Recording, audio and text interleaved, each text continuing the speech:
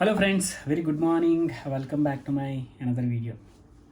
ఈ వీడియోలో ఒక మనిషి యొక్క ఆలోచన వల్ల ఎమోషన్స్, ఆ ఎమోషన్స్ వల్ల మనము మన లైఫ్ స్టైల్ని ఎలా చేంజ్ చేసుకుంటూ ఉంటాము, step by step, phase by phase అనే విషయం గురించి మాట్లాడుకుందాం. మనం చాలా దగ్గర చదివే ఉంటాం అండ్ ఆల్సో చాలా దగ్గర వినే ఉంటాం. మన ఆలోచనల వల్ల, దాని ద్వారా వచ్చే ఎమోషన్స్ వల్ల మనకు ఎన్నో లైఫ్ సిచ్యువేషన్స్ క్రియేట్ అవుతూ ఉంటాయి.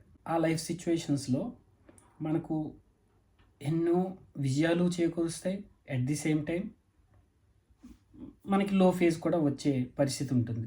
So all depends on our thoughts. మనం ఎలాగ ఆలోచిస్తాం, ఆలోచన ద్వారా వచ్చే మన ఎమోషన్ బట్టి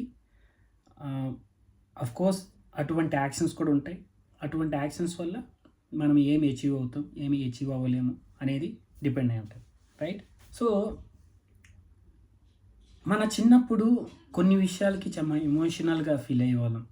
ఒక అమ్మమ్మ వాళ్ళ ఇంటికి వెళ్ళిన తర్వాత అక్కడ కొన్ని రోజులు స్పెండ్ చేసిన తర్వాత మళ్ళీ తిరిగి మన రెగ్యులర్ లైఫ్ స్టైల్లో కానీ, చదువులో కానీ, లేకపోతే మనం ఎక్కడైతే ఉంటామో అక్కడికి వచ్చేటప్పుడు చాలా బాధ అనిపించేది. అరే, మళ్ళా ఇటువంటి పరిస్థితి ఇంకొక సంవత్సరం ఆగాలి కదా. ఫర్ ఎగ్జాంపుల్ సంక్రాంతికి వెళ్ళామనుకోండి, మన సొంత ఊరు కానీ, తాతగారు ఊరు కానీ వెళ్ళినప్పుడు ఆ 5 days కంప్లీట్ అయిపోయిన తర్వాత తిరిగి వచ్చేటప్పుడు ఆ ఎమోషనల్ ఫీలింగ్ చాలా డిఫరెంట్గా ఉండేది.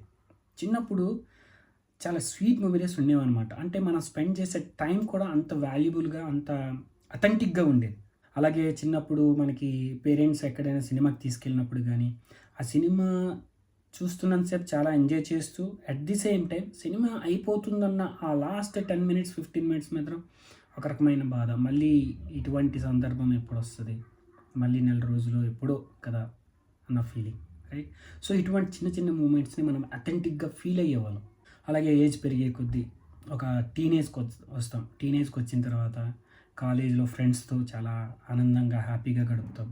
ఆ టీనేజ్ టైంలో ఒక రకమైన రొమాంటిక్ ఫీల్, అమ్మాయిని చూడంగానే ఒక రకమైన ఆహ్లాదకరం అవ్వడం, అమ్మాయిలు కానీ, అబ్బాయిలు కానీ చూసేటప్పుడు ఒక రకమైన ఫీలింగ్. మనకు నచ్చిన అమ్మాయి కానీ, నచ్చిన అబ్బాయి కానీ కనిపించకపోతే ఎప్పుడు కనిపిస్తారని ఒక చిన్న వెయిటింగ్ ఉంటుంది. ఆ వెయిటింగ్లో ఉండే ఆనందం, ఇవన్నీ కూడా ఆ టైంకి చాలా గొప్ప ఫీలింగ్ ఇచ్చే ఆస్పెక్ట్స్, గొప్ప ఫీలింగ్ ఇచ్చే మూమెంట్స్, రైట్? అలాగే ఆ లైఫ్ ప్రోగ్రెస్ అవుతున్న కొద్ది, లైఫ్ ఏజ్ పెరిగే కొద్దీ మన కాన్షియస్ లెవెల్స్ కొద్దిగా పెరుగుతూ ఉంటాయి. పెరిగినప్పుడు దేనికి మనము ఆనందంగా ఫీల్ అవ్వాలి, దేనికి నార్మల్గా ఉండాలి అనేది కొన్ని క్యాలిక్యులేషన్స్ క్రియేట్ అయిపోతాయి మైండ్లో. అయితే ఇక్కడ మనకు వచ్చే ప్రాబ్లం ఏమవుతుందంటే, కాన్షియస్ లెవెల్స్ పెరిగేటప్పుడు అది ఒక ఆర్గానిక్గా కాన్షియస్ లెవెల్స్ పెరిగినప్పుడు మన ఎమోషన్స్లో కానీ, మన థాట్స్లో కానీ వచ్చే ఆ ఆర్గానిక్ చేంజెస్ అనేది మంచివి. ఏజ్ పెరిగే కొద్దీ కోర్స్ మనకి మెచ్యూరిటీ లెవెల్స్ పెరుగుతాయి.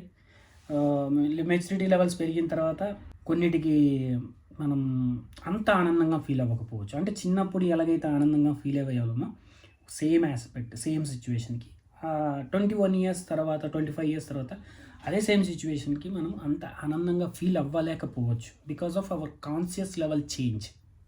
ఓకే, కొద్దిగా థాట్ ప్రాసెస్ బ్రాడ్గా ఆలోచించడం స్టార్ట్ చేస్తాం. ఓకే, ఈ సంవత్సరం కాకపోతే నెక్స్ట్ ఇయర్, ఈ సందర్భం కాకపోతే ఇంకొకసారి వస్తాం కదా ఎలాగైనా అన్న క్యాలిక్యులేషన్స్లోకి వెళ్ళిపోతుంది అనమాట మైండ్ అనేది. సో అఫ్కోర్స్ దాన్ని మనము ఆపలేము. అదే న్యాచురల్గా జరిగే ప్రాసెస్, రైట్? సో ఇంతకు ముందు చెప్పినట్టు ఇదంతా ఆర్గానిక్గా, అథెంటిక్గా జరిగితే పర్వాలేదు. ఒక ప్రాసెస్ ప్రకారం ఏజ్ పెరిగేటప్పుడు ఆ కాన్షియస్ లెవెల్ అప్గ్రేడ్స్ జరగడంలో తప్పు లేదు. కాకపోతే ఇది ఆర్గానిక్గా కానీ, అథెంటిక్గా కానీ కాన్షియస్ లెవెల్స్ అప్గ్రేడ్ అయ్యే ప్రాసెస్లో there is some other aspect is coming in to the picture. ఇంట్లో ఫ్యామిలీ ప్రాబ్లమ్స్ కానీ, లేకపోతే ఫైనాన్షియల్ సిచ్యువేషన్స్ బాగాలేకపోవడం కానీ, హెల్త్ పరంగా బాగాలేకపోవడం కానీ, ఇవన్నీ చాలా important aspects in our life, right? Career అంటే మనకి కరెక్ట్ టైంకి, అనుకున్న టైంకి ఉద్యోగం దొరకకపోయినా, సో మన ఫోకస్ అంతా మ్యాక్సిమం అవుట్ సైడ్ వెళ్ళిపోతుంది. మ్యాక్సిమం అవుట్ సైడ్ వెళ్ళిపోయేసరికి ఎక్కువ దాని గురించి, అంటే నాకు ఉద్యోగం రావట్లేదు, లేకపోతే నాకు డబ్బులు సరిపోవట్లేదు, ఆ ఫ్యామిలీలో ఈ ప్రాబ్లమ్స్ ఉన్నాయి. సో, ఈ ఆలోచన అనేది మ్యాక్సిమం డే అంతా దీని మీదే రన్ అవుతూ ఉంటుంది. సో, ఆ రన్ అయినప్పుడు ఏమవుతుంది, మన సెన్సెస్ గానీ, మన ఎమోషన్స్ గానీ ట్యాంపర్ అయ్యే అవకాశం చాలా ఎక్కువ ఉంది. అంటే దేనికి ఆనందపడాలి, దేనికి ఆహ్, ఎక్కడ కోపం రావాలి, ఎక్కడ మనం కంట్రోలింగ్‌గా ఉండాలి, ఈ సెన్సెస్ మనకి చాలా మటుకు దెబ్బతింటాయి. ఇక్కడ ఒక ఎగ్జాంపుల్ చెప్తా. రీసెంట్‌గా నేను అబ్జర్వ్ చేసింది. ఎన్నో సార్లు జరిగే ఉంటది. బట్ నేను అబ్జర్వ్ చేయలేదు. ఎన్నో సార్లు అది జరిగే ఉంటది. లాస్ట్ వీక్ సంక్రాంతి టైంలో ఒక మూవీకెళ్ళాం. నేను, మా ఫ్యామిలీ, ఇద్దరు పిల్లలు, నేను, మా మిసెస్ నలుగురం వెళ్ళాం. హ్యాపీగా టికెట్లు బుక్ చేసుకున్నాం. వెళ్ళాం, సీట్‌లో కూర్చున్నాం. హాల్ అంతా నిండిపోయింది. సో, ఆ సినిమాకి మంచి హిట్ టాక్ రావడంతో అది వీక్ డే అయినా సరే హౌస్‌ఫుల్ అయిపోయింది. సో, కూర్చున్నాం. సినిమా స్టార్ట్ అయింది. సినిమాలో చాలా మట్టుకు ఫన్ ఫ్యాక్టర్ మూమెంట్స్ ఉన్నాయి. చాలా ఫన్ ఫ్యాక్టర్ మూమెంట్స్ ఉన్నాయి. ప్రతి యాక్టర్ వాళ్ళ ఆహభావాలతోని, డైలాగ్ డెలివరీతోని నవ్విస్తున్నారు. హాల్‌లో చాలామంది, చిన్న పిల్లల నుంచి పెద్దోళ్ళ వరకు, ఆడవాళ్ళు అందరూ బాగా నవ్వుకుంటున్నారు. ప్రతి సీన్‌కి. సో, నవ్వుతున్నారు. నేను సడెన్‌గా ఆలోచించాను. నాకు నవ్వొస్తుంది. బట్ నేను ఇంటర్నల్‌గా నవ్వుతున్నాను. వాళ్ళలాగా నేను బయటికి నవ్వలేకపోతున్నా. నా పక్కన మా మిసెస్ ఉంది, పిల్లలున్నారు. వాళ్ళు నవ్వుతున్నారు. నా మిసెస్ నాకు ఇలా కొట్టి మరీ నవ్వుతుంది. ఇదేంటిది? ఇంత నవ్వు వచ్చే అంత యాస్పెక్ట్ ఏముందక్కడ? స్క్రీన్ మీద ఏం జరుగుతుంది? స్క్రీన్ మీద ఓకే, అక్కడ కామెడీ పండిస్తున్నారు. చాలా ఫన్ ఫ్యాక్టర్ క్రియేట్ అవుతుంది. నేను నవ్వుతున్నాను. బట్ నేను ఇంటర్నల్‌గా నవ్వుతున్నాను. వాళ్ళలాగా నేను నవ్వలేకపోతున్నా. వాళ్ళలాగా అంత ఓపెన్‌గా నవ్వలేకపోతున్నా. అండ్ నా చుట్టుపక్కల చూశాను. ఆడవాళ్ళు, పిల్లలు అందరూ బాగా ఎంజాయ్ చేస్తున్నారు. కొంతమంది అక్కడక్కడ నాలాంటోళ్ళు ఏంటంటే ఇలాగ నార్మల్‌గా నవ్వుకుంటూ అలాగా ఎంజాయ్ చేస్తున్నారు. ఈ పర్టిక్యులర్ ఎగ్జాంపుల్‌తో నేనేం రియలైజ్ అయ్యాను అంటే దేర్ ఈజ్ సమ్ నాలో ఉన్న కొన్ని సెన్సెస్ ఎక్కడో సప్రెస్ అయిపోయినాయి. అఫ్‌కోర్స్ నాకున్న ఏజ్ ఫ్యాక్టర్ ప్రకారం వాళ్ళు అంతగా నవ్వుతున్నప్పుడు నేను అంతగా నవ్వకపోవచ్చు because of my conscious levels. అది నాకు జరిగే అథెంటిక్‌గా లేకపోతే జెన్యూన్‌గా జరిగిన కాన్షియస్ లెవెల్ అప్‌గ్రేడ్ వల్ల జరిగిందా? లేకపోతే ఏదైనా సప్రెస్ వల్ల జరిగిన సెన్సెస్ సప్రెస్ వల్ల జరిగిన ఈ చేంజెసా? ఒక 20, 21, 22 ఇయర్స్ ఆ టైంలోనే చాలా సినిమాలు, కామెడీ మూవీలకెళ్తే థియేటర్‌లో కుర్చీలో కూర్చోలేకపోయాడిని. కొన్ని కామెడీ సీన్స్‌కైతే నవ్వలేక, నవ్వి కుర్చీలో కూర్చోలేక మధ్యలో త్రోవ ఉంటది కదా! అటు ఇటు నడిచేవాడిని, గెంతేవాడిని. సో, అది గుర్తొచ్చిందనమాట ఒకసారి. అప్పుడు అంతగా ఎంజాయ్ చేసేవాడిని ఒక షోని గానీ, ఒక సినిమాని గానీ. ఇప్పుడెందుకు అంత ఓపెన్ హార్టెడ్‌గా అంత ఓపెన్ హార్టెడ్‌గా కాదు, ఓపెన్‌గా ఎక్స్‌ప్రెస్ చేయలేకపోతున్నాను క్వెషన్ వచ్చిందనమాట. సో, ఇది ఇప్పుడు జరిగిందా? లేకపోతే ఇంతకుముందు కూడా జరిగిందంటే, ఇంతకుముందు కూడా చాలా సార్లు చాలా మూవీస్‌కెళ్ళాను. చాలా ఫ్రెండ్స్‌తో మాట్లాడినప్పుడు కూడాను, ఎవరైనా విట్ క్రియేట్ చేసినప్పుడు చాలా హ్యాపీగా ఎంజాయ్ చేసేవాడిని. ఇప్పుడు ఎంజాయ్ చేస్తున్నానా అంటే ఎంజాయ్ చేస్తున్నా. బట్ సమ్‌హౌ నాకేమనిపిస్తుందంటే I'm not opening up myself, right? నా మైండ్ గానీ, నా హార్ట్ గానీ క్యాజువల్‌గా నేను తీసుకుంటున్నాను అనమాట. ఇది చాలామందికి జరుగుతుంటుంది. బికాస్ ఆఫ్ ఏజ్ ఫ్యాక్టర్ వల్ల ఒకటి, ఆ కాన్షియస్ లెవెల్స్ అప్‌గ్రేడ్ వల్ల, ఆ బ్రాడర్ ఆస్పెక్ట్‌లో ఆలోచించడం వల్ల, రేషనల్ థింకింగ్ ఎక్కువైపోయి, ప్రాక్టికాలిటీ ఎక్కువైపోయి, ఎట్ ది సేమ్ టైం మనకున్న ఏవైతే ఇమ్మీడియట్ వర్రీస్ ఉంటాయో అవి మన సెన్సెస్ని బాగా డ్యామేజ్ చేస్తున్నాయి. మనం ఎక్కడ నవ్వాలి, ఓపెన్ అప్ అయ్యి, ఎక్కడ ఏ సందర్భంలో ఆనందంగా ఉండాలి, ఏ సందర్భంలో కోపం రావాలి, రైట్? కోపం కూడా ఒక ఎమోషనే, రైట్? కోపం ఉండాలి. అంటే ఎగ్జాంపుల్, ఎక్కడ పడితే అక్కడ నీ కోపం చూపించకూడదు. నీ మీదకి ఎవరో వచ్చారు, సమ్ సిచ్యువేషన్ల మీదకి ఎవరో వచ్చారు కొట్టడానికో సంథింగ్, ఫ్యామిలీ దగ్గరికి ఎవరికో వచ్చారు. అప్పుడు ఇమీడియట్గా నువ్వు ఆ కోపం, ఆ సెన్స్ అనేది రావాలి. ఎందుకంటే నిన్ను ప్రొటెక్ట్ చేసుకోవడానికి. అంతేగాని చీటికి మాటికి చిన్న చిన్న దానికి పిల్లలు ఏదో చేశారని, ఫ్యామిలీ ఏదో అన్నారని, లేకపోతే రోడ్డు మీద వెళ్ళినోడు బైక్ మీద అటు ఇటు వెళ్తూ నీ కార్ దగ్గరికి వచ్చేసాడని, అక్కడ నువ్వు ఎంత వరకు నువ్వు రియాక్ట్ అవ్వాలో అంతవరకే రియాక్ట్ అవ్వగలగాలి. నువ్వు ఎక్కువ రియాక్ట్ అవ్వ ఎక్కువ కోపం తెచ్చుకున్నావు అనుకో, అనవసరమైన డ్యామేజ్ జరుగుతుంది. అటు సైడ్ అయినా జరగవచ్చు, నీకైనా జరగవచ్చు. సో ఇటువంటి నెగిటివ్ ఎమోషనల్ ఆస్పెక్ట్లో ఎక్కువ వెళ్ళిపోతున్నామా, ఒకసారి మనకు మనం అనలైజ్ చేసుకోవాలి. మనలో ఉన్న ఆనందం కలిగించే ఆ సిచ్యువేషన్స్, ఆ మూమెంట్స్ మనకి ఆనందం తెప్పించకపోతే, ఆ మూమెంట్స్ని మన హోల్ హార్టెడ్గా ఎంజాయ్ చేయలేకపోతే, మనలో ఉన్న నెగిటివ్ ఎమోషన్ అనేది ఓవర్టేక్ చేస్తుంది. నెగిటివ్ ఎమోషన్స్ ఏంటి? చిరాకు పడడం, కోపం తెచ్చుకోవడం, నెగిటివ్ ఆలోచనలు, బయట ప్రపంచం మీద నెగిటివ్గా ఆలోచించడం, ఇవన్నీ కదా నెగిటివ్ ఎమోషన్ అంటే. ఇంతకుముందు చెప్పినట్టు మన అవుట్ సైడ్ ఫ్యాక్టర్స్ మనకి మన సెన్సెస్ని బాగా ట్యాంపర్ చేసే పరిస్థితి ఉంది. ఫైనాన్షియల్గా నీకు స్ట్రెస్ ఉన్నప్పుడు, రైట్? నువ్వు ఫైనాన్షియల్గా స్ట్రెస్ ఉన్నప్పుడు నువ్వు డబ్బుల కోసమే ఆలోచిస్తే ఎలా సంపాదించాలి, ఈ మంత్ ఎలా గడపాలి, ఈఎంఐలు ఎలా కట్టాలి, ఫీజులు ఎలా కట్టాలి, నాకు వచ్చిన శాలరీ సరిపోతుందా లేదా, అది ఫైనాన్షియల్ ఆస్పెక్ట్లో. ఎట్ ది సేమ్ టైం ఉద్యోగం లేని వాళ్ళు ఉద్యోగం గురించి ఎక్కువ ఆలోచిస్తూ ఉంటారు. అందరూ నాతో పాటు ఉన్న వాళ్ళందరూ ఉద్యోగం చేసుకున్నా నాకు ఉద్యోగం దొరకట్లేదు. అలాగే కుటుంబ సభ్యుల దగ్గర నుంచి ఏమైనా మనకు ప్రెషర్ వచ్చినా, లేకపోతే ఏదైనా ప్రాబ్లం వచ్చినా, ఊరికి చీటికి మాటికి గొడవలు అవుతున్నా ఇంట్లో, ఇవి కూడా మన ఎమోషన్స్ మీద, మన సెన్సెస్ మీద చాలా ఇంపాక్ట్ చూపిస్తాయి. సో ఇంపాక్ట్ చూపించి మనం ఏ సందర్భాన్ని ఎంత మోతాదులో ఏ ఎమోషన్ చూపించాలి, ఆ యొక్క అథెంటిసిటీ మనం మిస్ అయిపోతాం, ఆ ఎసెన్స్ మిస్ అయిపోతాం. చిన్నప్పుడు మనం అమ్మమ్మ వాళ్ళ ఇంటికి వెళ్ళినప్పుడు ఎంతో బాగా ఎంజాయ్ చేసేవాళ్ళం ఆ పండగ వాతావరణాన్ని, ఒక 5 రోజులు. ఇప్పుడు వెళ్తున్నాం, అంతగా ఎంజాయ్ చేస్తున్నామంటే అంతగా ఎంజాయ్ చేయాల్సిన అవసరం లేదు కానీ, బట్ అట్లీస్ట్ ఎసెన్స్ అనేది మనకు ఉండాలి కదా. ఆ 5 days మనం స్పెండ్ చేసామంటే ఎప్పుడైపోతే రా 5 days వెళ్ళిపోదాం ఇక్కడి నుంచి అని కాకుండా, మన వర్క్ మీద ఎక్కువ ఫోకస్ ఉండడం, మన జాబ్ ఫ్యాక్టర్ వల్ల, లేకపోతే ఫైనాన్షియల్ ఫ్యాక్టర్ వల్ల, ఏదో పిల్లల స్కూల్ డిపెండెన్సీ వల్ల తొందరగా అయిపోతే తొందర పండుగ చేసుకుంటూ వెళ్ళిపోతాం కదా. ఇదే ఆలోచనలు ఉంటాం కానీ యాక్చువల్ ఎసెన్స్, యాక్చువల్ ఫెస్టివల్ మనం ఎంజాయ్ చేయలేకపోతున్నాం. So at the same time external ఫ్యాక్టర్స్తో పాటు మన ఓన్ హ్యాబిట్స్ కూడా మనల్ని డ్యామేజ్ చేస్తాయి, మన ఎమోషన్ డ్యామేజ్ చేస్తాయి. మందు తాగడం, సిగరెట్ తాగడం, ఊరికినే సోషల్ మీడియా స్క్రోల్ చేయడం, 10 మంది ఫ్రెండ్స్తో ఊరికినే, అంటే ఎటువంటి మన లైఫ్లో ఎటువంటి వాల్యూ ఇవ్వని టాపిక్స్ గురించి మాట్లాడుకోవడం, న్యూస్ ఎక్కువ చూడటం. సో ఇటువంటి ఆస్పెక్ట్స్, ఇటువంటి ఎక్స్టర్నల్ ఫ్యాక్టర్స్ బాగా డ్యామేజ్ చేస్తాయి మన మైండ్కి, మన ఎమోషన్స్కి, మన సెన్సెస్ని.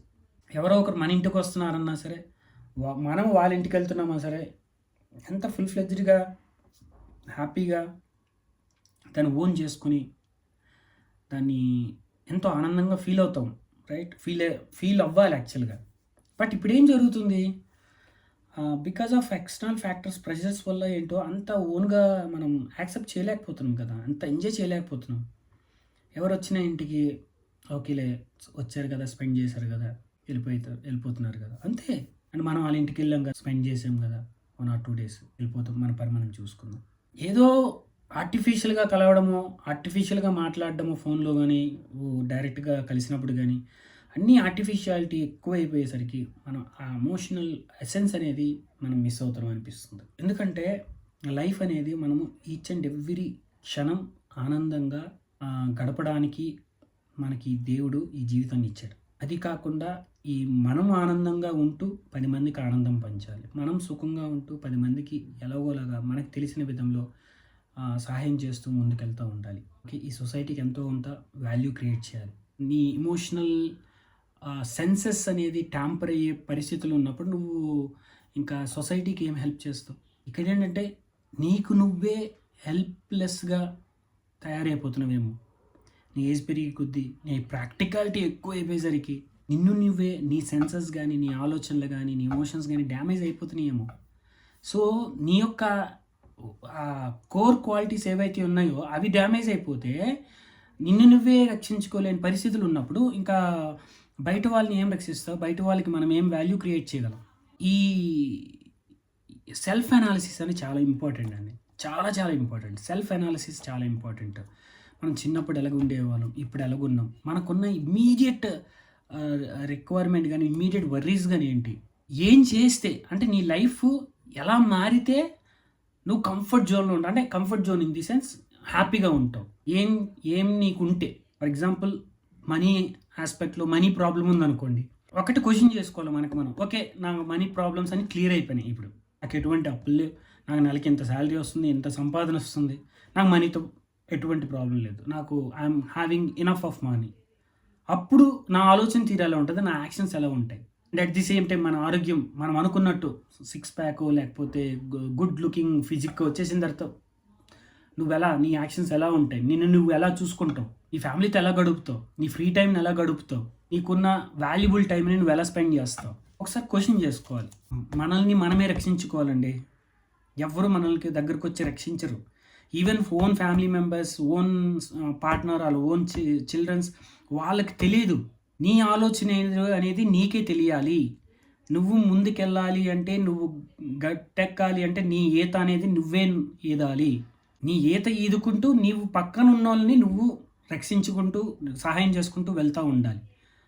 అప్పుడే నీకు ఒక బ్రాడర్ ఆస్పెక్ట్లో నీకేంటంటే ఒక లైఫ్ అనేది చాలా ఎంజాయ్ఫుల్గా, చాలా హ్యాపీ మూమెంట్స్తో ఎప్పుడు కూడా నడుస్తూ ఉంటుంది.